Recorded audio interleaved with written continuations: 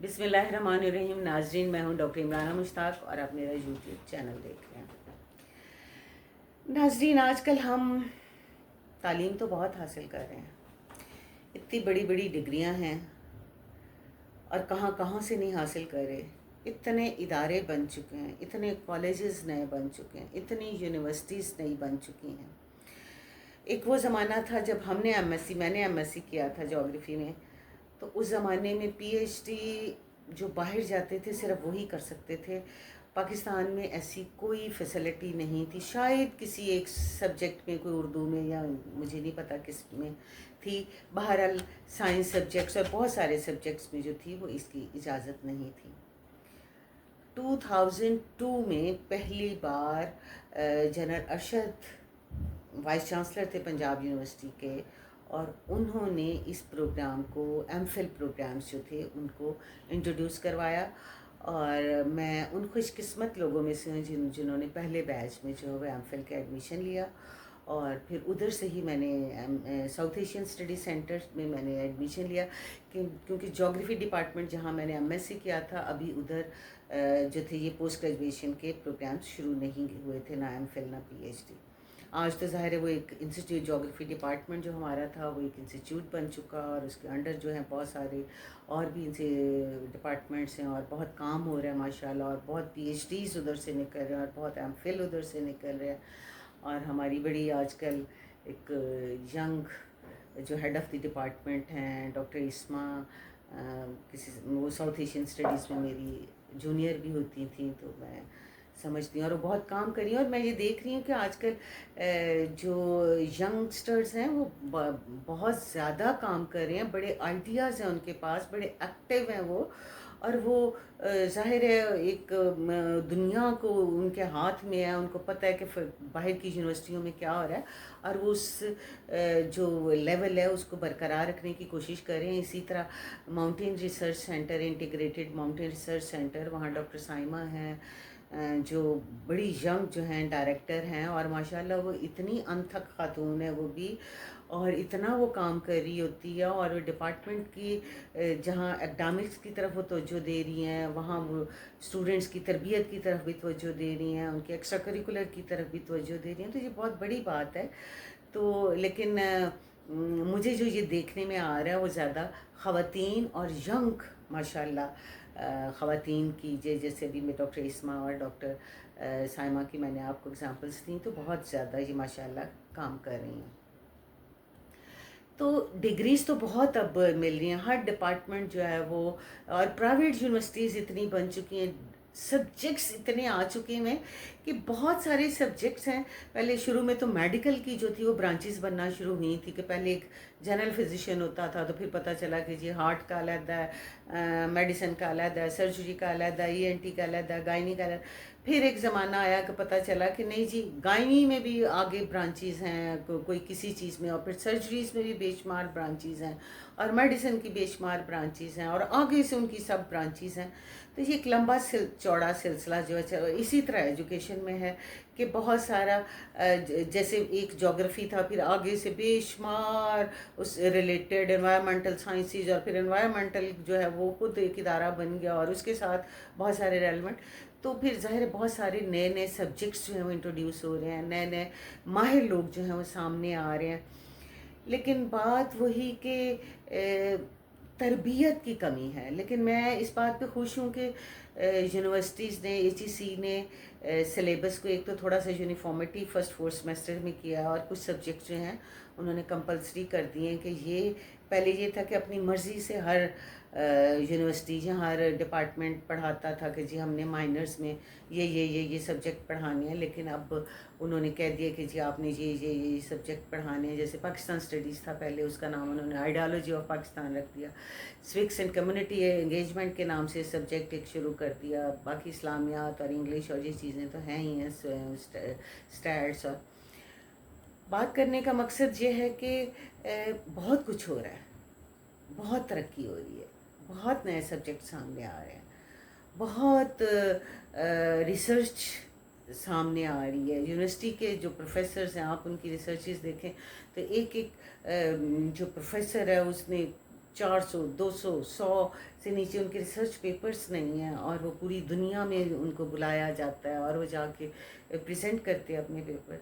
لیکن جو میں بات اس وقت کرنا چاہ رہی ہوں وہ وہی ہے کہ جی تربیت نہیں ہے. ہم بہت کچھ پڑھ رہے ہیں، ٹیکنالوجی میں بھی ہم بہت کچھ سیکھ رہے ہیں، سبجیکٹس میں بھی، سائنس میں بھی ہم بہت آگے چلے گئے ہیں، مذہب کی بھی ہمیں شاید تھوڑی بہت نالج آنا شروع ہو گئی ہے، لیکن تربیت نہیں ہے. تربیت کہاں، کس تربیت کس بلا کا نام ہے، یہ کیوں ہماری زندگی سے نکلتی جا رہی ہے؟ ہم جو ہے نہ تو اس بات پہ والدین جو ہیں وہ اتنے فوکسڈ ہیں، اور نہ ہی جو بچے ہیں، اسٹوڈنٹس ہیں، وہ اتنے فوکسڈ ہیں، اور نہ ہی والدین، نہ اساتذہ.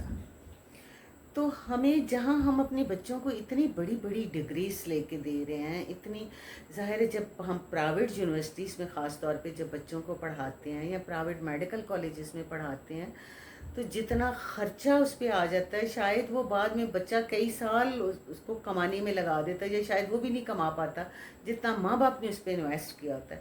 لیکن جہاں ماں باپ اتنا پیسہ انویسٹ کر رہے ہیں تو تھوڑا سا اپنا وقت بھی ان پہ انویسٹ کرتے ہیں، تھوڑی سی تربیت بھی ان کی کر لیں. لیکن بات وہی کہ تربیت صرف وہ انسان کر سکتا ہے جو خود رول ماڈل ہوگا. اگر میں خود غلط کام کر رہی ہوں تو نہ تو میں اپنے اسٹوڈنٹس کو کہہ سکتی ہوں. اب فرض کریں کہ کلاس میں جو ہے یونیورسٹیز میں اجازت ہے کہ جی آپ فون لے کے آ سکتے ہیں. اب ہوتا کیا ہے کہ استاد پڑھا رہا ہے اور اسٹوڈنٹس جو ہیں وہ ایک دم فون پکڑتے ہیں اور باہر کی طرف چل پڑتے ہیں کہ جی ہماری کال آئی ہے، ہم سنیں. لیکن شاید اساتذہ کئی منع کرتے ہوں گے، کئی نہیں منع کرتے ہوں گے، کہہ دیتے ہوں گے جاؤ. لیکن میں جیسے جہاں بھی پڑھاؤں میں اپنے اسٹوڈنٹس کو اجازت نہیں دیتی کہ وہ کلاس میں ان کے فون پہ ان کا دھیان ہو، یا کوئی میسیج پڑھیں، یا ان کی کوئی فون کال ہے. لیکن اس کے لیے میرا اپنا فون بھی بند ہوتا ہے. اگر میں ان کے سامنے میری کالز آ رہی ہیں اور میں میسیجز پہ بات کر رہی ہوں اور میں سوشل میڈیا بھی استعمال کر رہی ہوں، تو میں ان کو کیسے روک سکتی ہوں؟ اگر میں روکوں گی بھی تو کیا میری اس بات میں کوئی ویٹیج ہوگی؟ نہیں ہوگی. تو میں نے پہلے دن بچوں کو بتا دیتی ہوں کلاس میں کہ جی میں فون استعمال نہیں کروں گی، لیکن آپ کو بھی اجازت نہیں ہے. ایک دو دفعہ ایسا ہوا کہ بچے بھول گئے، چونکہ دوسری کلاسز کی ان کو عادت ہوتی ہے، تو انہوں نے کہا کہ جی فون ہے. لیکن پھر میں ڈانٹتی نہیں بچوں کو، نہ بدتمیزی کرتی ہوں، بٹ ظاہر ہے سمجھاتی ہوں. لیکن سمجھانے کے لیے آپ کے پاس آرگومنٹ ہونے چاہیے نا، آپ کی بات میں ویٹیج ہونی چاہیے نا، آپ کے پاس دلائل ہونے چاہیے نا، آپ کی بات میں اثر ہونا چاہیے نا، تو پھر ہی اگلے بچوں کو سمجھ لگتی ہے. تو اب مجھے کبھی کسی بچے سے شکوہ نہیں ہوا، کبھی کوئی فون کال نہیں سننے جاتا، یا فون کال کسی کی نہیں آتی، نہ کوئی کیونکہ ظاہر ہے جب استاد پڑھا رہا ہوتا ہے تو اس کے ذہن میں جو باتیں چل رہی ہوتی ہیں، وہ لیکچر جب ڈیلیور کر رہا ہوتا ہے تو وہ ایک فلو میں ہوتا ہے. جب ہم کہیں تقریر کر رہے ہوتے ہیں یا کوئی گفتگو کر رہے ہوتے ہیں، جب ہم فلو میں بات کر رہے ہوتے ہیں، چاہے وہ ہم لیکچر دے رہے ہوں یا گفتگو کر رہے ہوں، تو اگر بیچ میں کوئی انٹرپشن آ جائے کسی بھی قسم کی، تو ظاہر ہے وہ بعض اوقات وہ فلو ادھر ہی سٹاپ ہو جاتا ہے، اور ہم کنفیوز ہو جاتے ہیں، پریشان ہو جاتے ہیں کہ یہ کیا ہوا ہے.